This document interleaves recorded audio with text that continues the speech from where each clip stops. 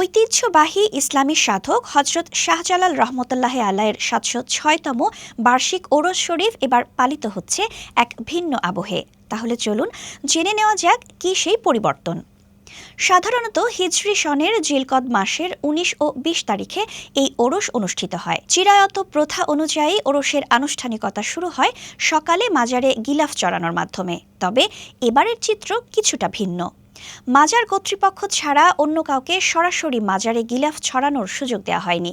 যদিও ভক্তরা আগের মতোই আনন্দ ও উৎসবের সাথে গিলাফ নিয়ে মাজারে প্রবেশ করছেন।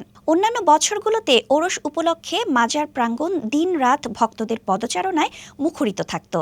শামিয়ানা টানিয়ে চলত ভক্তিমূলক গানের আসর, কিন্তু এবারের আয়োজনে সেই চেনা ছবি অনেকটাই অনুপস্থিত। গান বাজনার পাশাপাশি আরও বেশ কিছু প্রচলিত উদযাপনও এবার রহিত করা হয়েছে।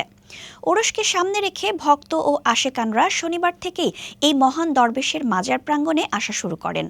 গতকাল রোববার বিকেলে দেখা যায় দেশের বিভিন্ন প্রান্ত থেকে হাজার হাজার মানুষ মাজারে এসে জড়ো হয়েছেন। মাজার এলাকা পরিণত হয়েছে এক বিশাল মিলন মেলায়।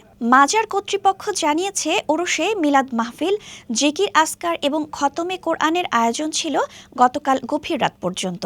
আজ সোমবার ভোর রাতে আখিরি মোনাজাত ও শিরনি বিতরণের মাধ্যমে এই ২ দিন ব্যাপী ওরসের সমাপ্তি হবে। এদিকে ওরস উপলক্ষে সিলেট মেট্রোপলিটন পুলিশ কঠোর নিরাপত্তা ব্যবস্থা গ্রহণ করেছে। মাজার এলাকায় সিসিটিভি ক্যামেরা স্থাপন করা হয়েছে এবং প্রতিটি প্রবেশ পথে অতিরিক্ত পুলিশ মোতায়েন করা হয়েছে।